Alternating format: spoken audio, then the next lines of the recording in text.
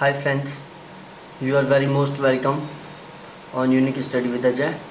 दोस्तों, इस चैनल के ऊपर मैंने आज जरा फर्स्ट पेपर और ज्योग्राफी दोनों की बिल्कुल सिस्टमेटिक ढंग से क्लासेस चला रखा हूँ, तो आप मेरी ये सभी क्लासेस ज्वाइन कर सकते हो जो कि बिल्कुल फ्री हैं।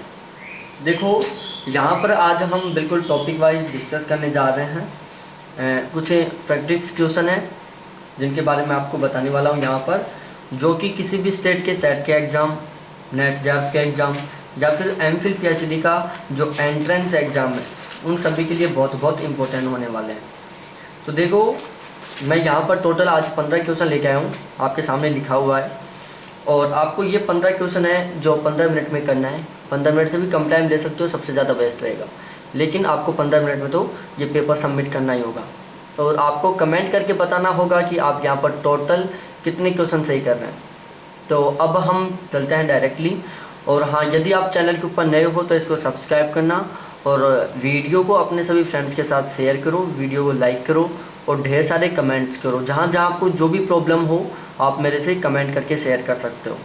इसके अलावा यदि आप इन सभी क्वेश्चंस की पीडीएफ लेना चाहते हो या फिर एक व्हाट्सएप ग्रुप है जून 2020 नेट जेआरएफ का स्पेशल टारगेट लेके, इसके अलावा महाराष्ट्र और छत्तीसगढ़ की सेट के एग्ज़ाम का स्पेशल टारगेट लेके एक व्हाट्सएप ग्रुप है, आप उस व्हाट्सएप ग्रुप में भी ऐड हो सकते हो। इसके अलावा इन सभी क्वेश्चंस की पीडीएफ भी ले सकते हो। और व्हाट्सएप ग्रुप में जुड़ने का और पीडीएफ लेने का जो कॉन्टैक्ट नंबर हैं वो हैं 7891350470 7891350470। बाकी मैं ये जो कॉन्टैक्ट नंबर है आपको डिस्क्रिप्शन में भी बता दूंगा, आप वहाँ पर भी देख सकते हो। अब हम बात करते हैं बिल्कुल टॉपिक वाइज। क्वेश्चन नंबर 216 है। देखो, क्वेश्चन को पढ़ना है, फिर समझना है और आंसर बताना है। प्राध्यापकों का पूर्व रोजगार परीक्षण उचित है क्योंकि इंजीनियर, डॉक्टर और आर्किटेक्ट जो अब कार्यरत हैं उन्हें इस तरह की परीक्षा का सामना करना पड़ता है।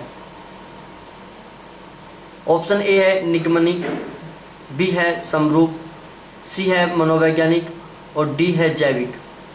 यहाँ पर हमें सही आंसर का पता चलाना है, तो यहाँ पर जो करेक्ट आंसर है वो है ऑप्शन नंबर बी, समरूप। जो ऑप्शन नंबर बी है ये यहाँ पर बिल्कुल करेक्ट आंसर है।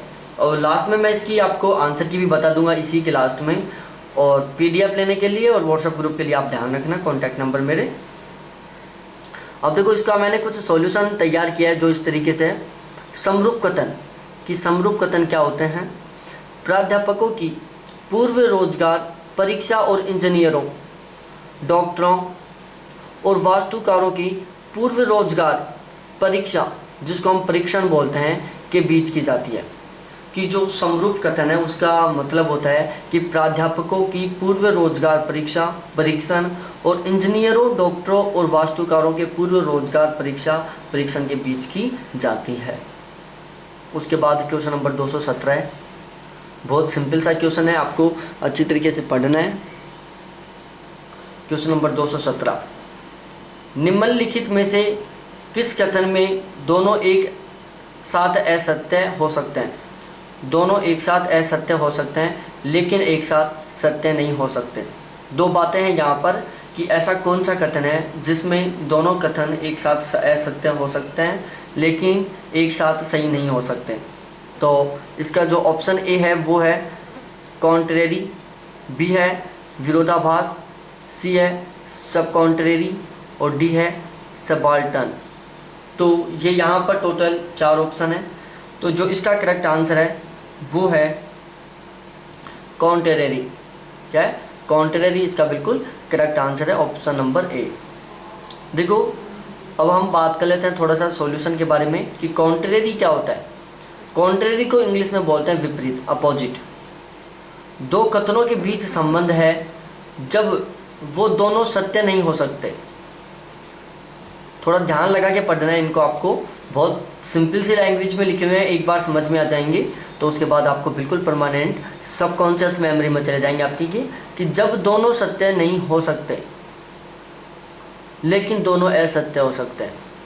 विपरीत में क्या होता है, जिसको हम कॉन्ट्रेरी बोलते हैं, कि दो कथनों के बीच संबंध ऐसा हो कि जब दोनों कथन सत्य नहीं हो सकते लेकिन असत्य हो सकते हैं। उसके बाद आता है सब कॉन्ट्रेरी, दो कथनों के बीच संबंध जो दोनों असत्य नहीं हो सकते लेकिन दोनों सत्य हो सकते हैं। जो सब कॉन्ट्रेरी है उसको हम क्या बोलते हैं, उपविपरीत बोलते हैं। देखो इन दोनों को आपको आपस में कंपेयर करके याद करना है, थोड़ा सा डिफरेंस है दोनों में, आपको एक दूसरे से कंपेयर करके इनको याद करना है। उसके बाद है विरोधाभास। क्या है, विरोधाभास। जब दो कथनों के बीच का संबंध, जब दो कथनों के बीच का संबंध जो दोनों सत्य नहीं हो सकते और दोनों असत्य भी नहीं हो सकते। विरोधाभासी का मतलब होता है कि दोनों सत्य भी नहीं हो सकते और दोनों असत्य भी नहीं हो सकते, एक दूसरे का विरोध कर रहे हैं कि दोनों सही भी नहीं हो सकते और दोनों गलत भी नहीं हो सकते। उसके बाद है सबाल्टन, जिसको हम अधीनस्थ बोलते हैं, सबाल्टन, अधीनस्थ। दो कथनों के बीच का संबंध जो युग्म नहीं हो सकते, दोनों सत्य हो सकते हैं या दोनों असत्य हो सकते हैं। जो अधीनस्थ होता है, अधीनस्थ शब्द होता है जिसको इंग्लिश में हम बोलते हैं सबाल्टन, और अधीनस्थ का मतलब होता है कि दोनों युग्म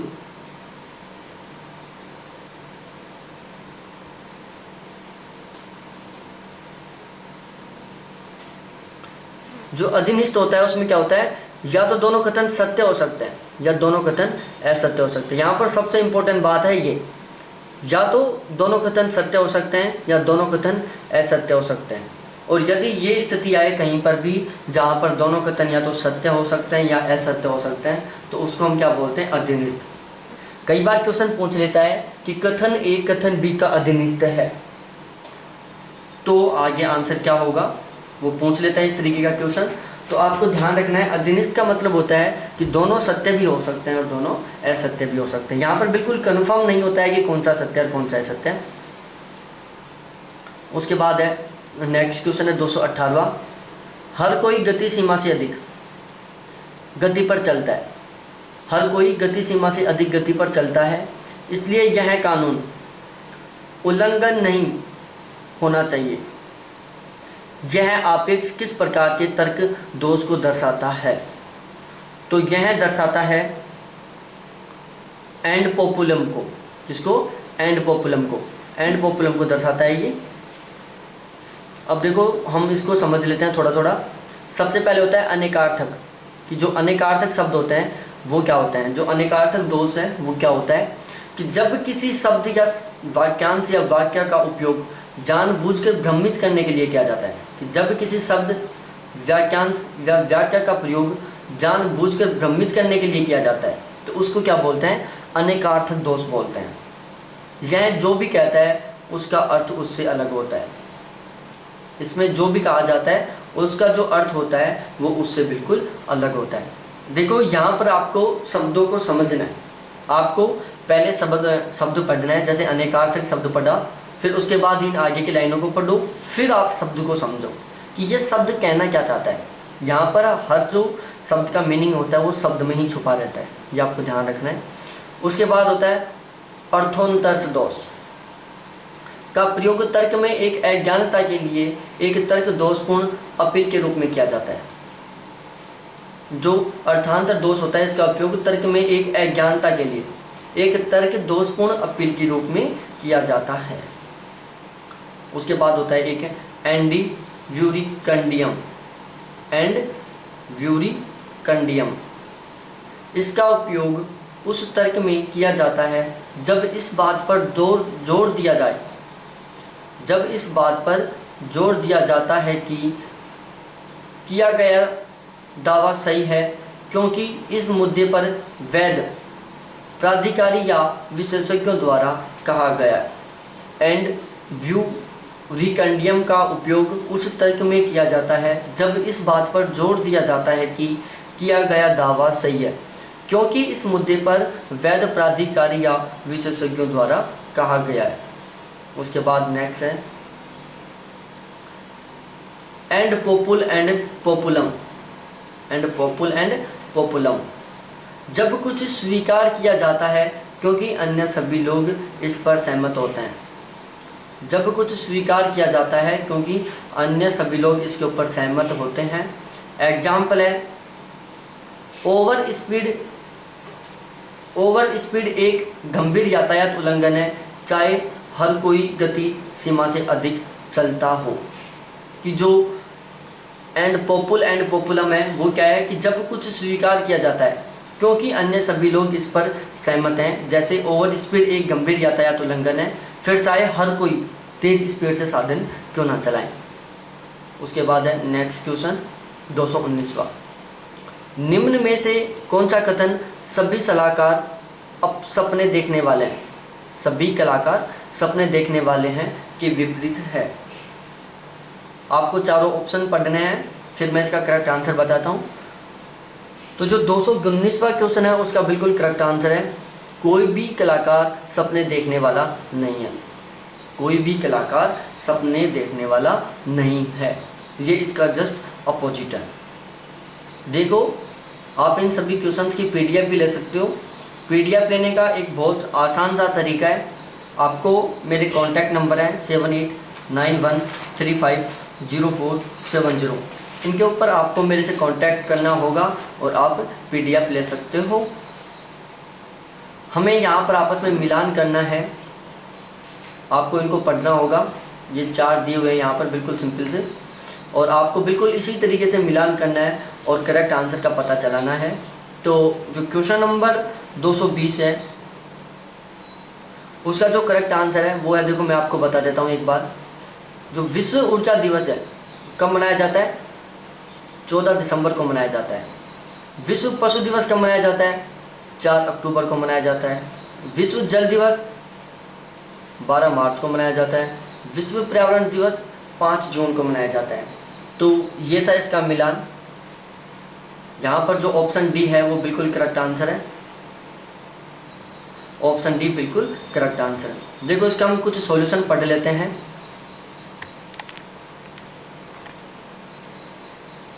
देखो नवीकरणीय ऊर्जा के उपयोग और ऊर्जा स्रोत के संरक्षण को बढ़ावा देने के लिए 4 दिसंबर को विश्व ऊर्जा दिवस मनाया जाता है। नवीकरण ऊर्जा के उपयोग और ऊर्जा स्रोत के संरक्षण को बढ़ावा देने के लिए 4 दिसंबर को विश्व ऊर्जा दिवस मनाया जाता है।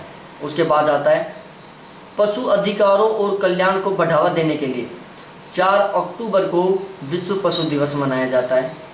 उसके बाद है जल संसाधनों के सतत प्रबंधन को बढ़ावा देने के लिए हर साल 22 मार्च को विश्व जल दिवस मनाया जाता है।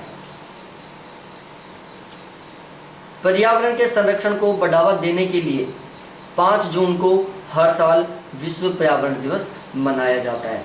तो ये था इनका मिलान जो मैंने आपको फुल डिस्क्रिप्शन के साथ बता दिया है। उसके बाद नेक्स्ट क्वेश्चन है 221। यहाँ पर भी हमें आपस में मिलान करना है कि कौन सा किसके साथ सुमेलित है।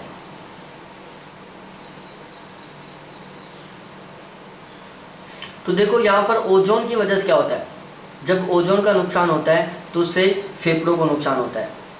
ओजोन जो गैस होती है उसकी वजह से फेफड़ों को नुकसान होता है। उसके बाद जो आर्सेनिक होता है उससे क्या होता है, आर्सेनिक से क्या होता है, लाल रक्त कोशिकाएं गुर्दों की क्षति होती है। लाल रक्त कोशिकाएं और गुर्दों की क्षति होती है। उसके बाद होता है अमोनिया। अमोनिया की वजह से क्या होता है, अमोनिया की वजह से जल निकायों का अम्लीकरण होता है। और उसके बाद होता है वाष्पशील कार्बनिक यौगिक, इनके द्वारा क्या होता है, बादलों का बनना होता है। वाष्पशील कार्बनिक यौगिकों के द्वारा बादलों का निर्माण होता है। यहाँ पर जो ऑप्शन नंबर ए है वो बिल्कुल करेक्ट आंसर है।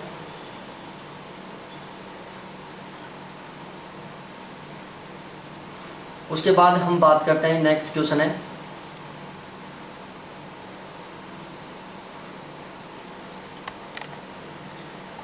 क्वेश्चन नंबर 222 के ऊपर।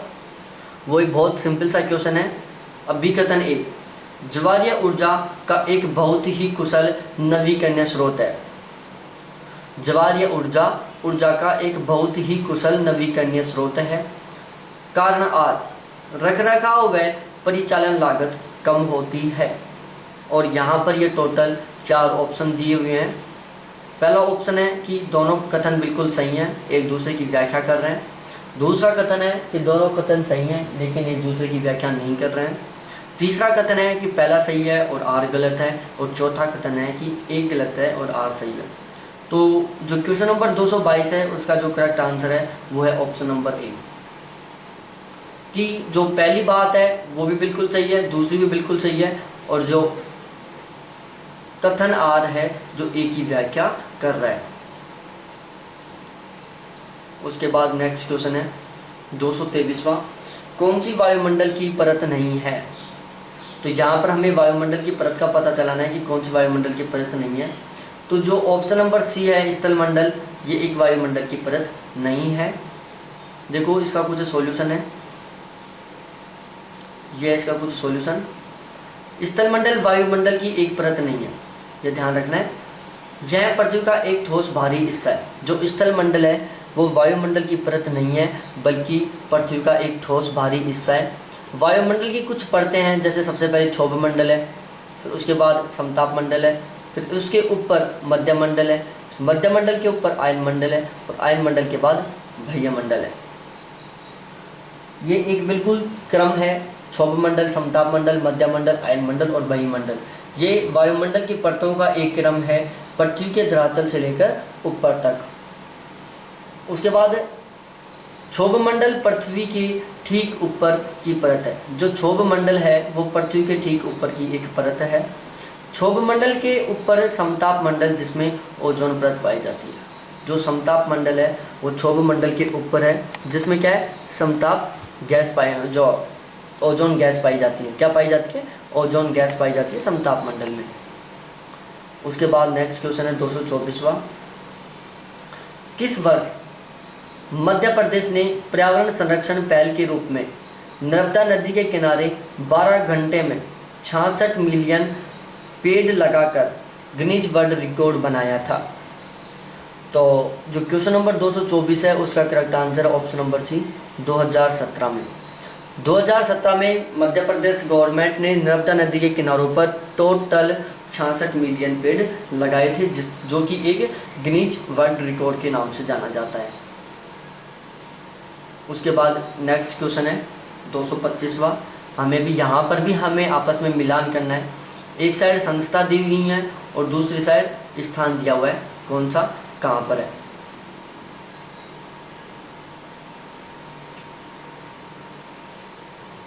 तो देखो हमें आपस में मिलाना है यहाँ पर बहुत आसान से तरीके से।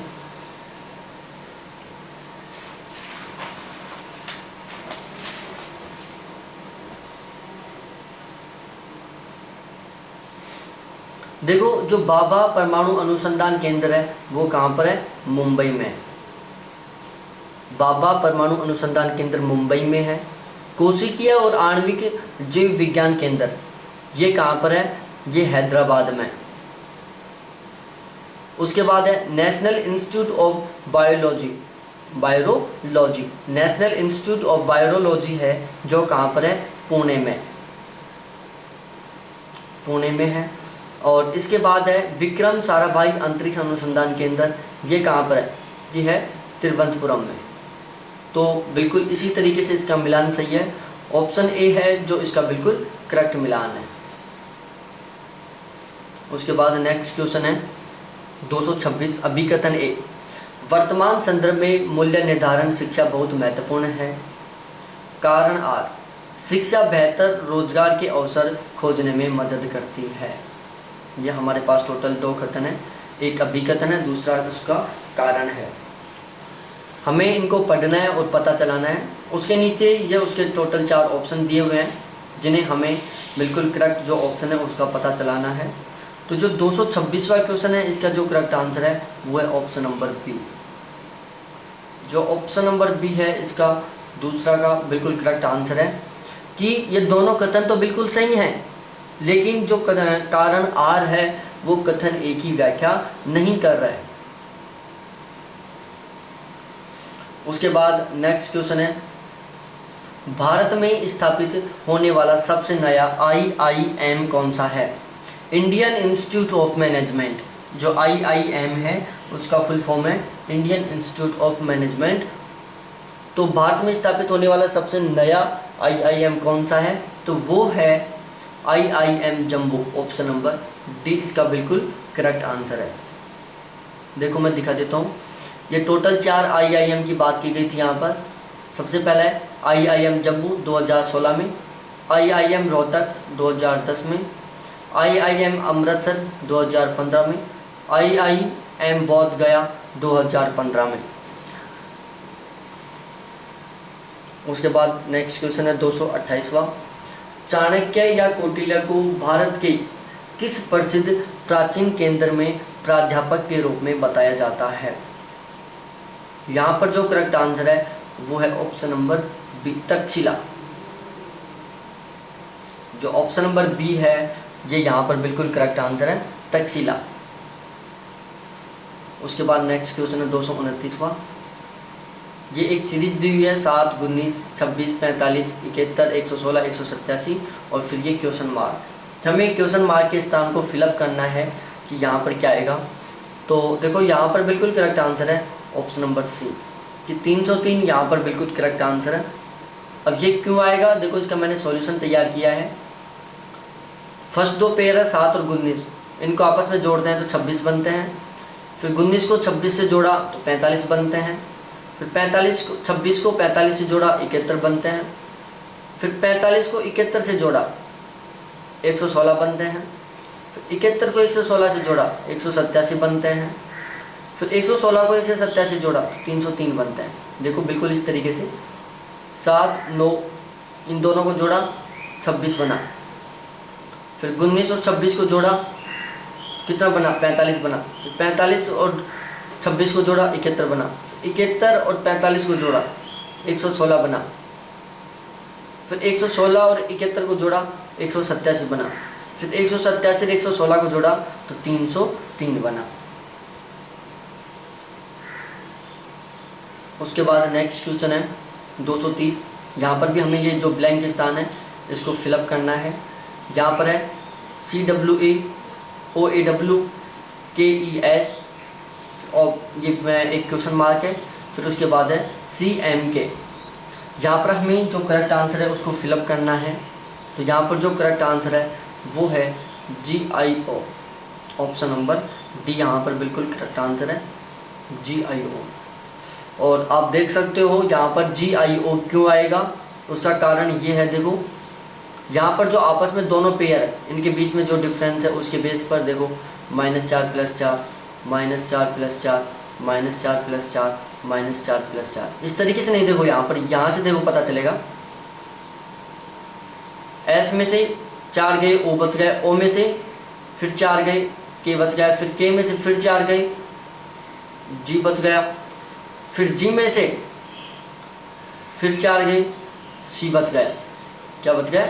C बच गया। दूसरा जो बीच का पेयर है वो ढूंढ रहे हैं W, ये 23वें नंबर पर है। इसमें हमने 4 जोड़ा, A आया। A में हमने 4 जोड़ा, E आया। फिर E में हमने 4 जोड़ा, I आया। फिर I में हमने 4 जोड़ा, M आया। तो ये बिल्कुल इसी तरीके से होगा। जो पहला पेयर है उसमें हमें 4 4 घटाते हुए चलना है, और जो बीच का पेयर है जिसको हम दूसरा बोलते हैं जो कि WAEIM है, यहाँ पर हमें 4 4 जोड़ना है। तो दोस्तों इसी के साथ जो हमारा आज का ये प्रैक्टिस सेट था वो कंप्लीट होता है। आपको ये वीडियो बहुत ही अच्छा लगा होगा, ये सभी क्वेश्चंस भी आपको बहुत इंपॉर्टेंट लगे होंगे। और यदि आप इन सभी क्वेश्चंस की PDF लेना चाहते हो तो आप मेरे से PDF ले सकते हो। PDF लेने का बहुत सिंपल सा मेथड है। मेरे व्हाट्सअप नंबर हैं 7891350470। इनसे आप मेरे को इन क्वेश्चंस की PDF ले सकते हो।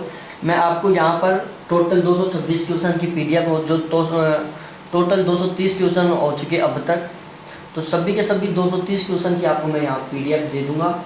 और एक व्हाट्सअप ग्रुप है, आप उस व्हाट्सअप ग्रुप में भी ऐड हो सकते हो। और यदि यहाँ पर आपका, मैंने स्टार्टिंग में यहाँ पर आपका स्कोरिंग बता दिया था कि यदि आपका इतने क्वेश्चन सही होते हैं तो आपका नेट हो जाएगा, इतने क्वेश्चन सही होते हैं तो आपका JRF हो जाएगा। तो उससे आप अपना स्कोर को एनालिसिस कर सकते हो कि आपका नेट हो रहा है या फिर JRF हो रहा है। तो बिल्कुल टॉप में देखो मैंने ये बताया था पहले ही।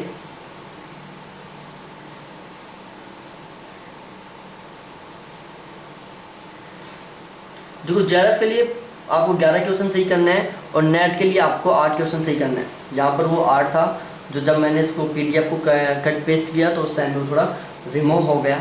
नेट के लिए आपको 8 क्वेश्चन सही करने हैं और जेआरएफ के लिए आपको 11 क्वेश्चन सही करने हैं। यदि आपके 15 में से 8 क्वेश्चन सही नहीं हो रहे या 11 क्वेश्चन सही नहीं हो रहे, वो भी 15 मिनट में, तो आप मेरी जो डेस्क्रिप्टिव क्लास है जहाँ पर मैं डेस्क्रिप्टिव टाइप से फर्स्ट पेपर पढ़ा रहा हूँ, तो वो ज़रूर देखें।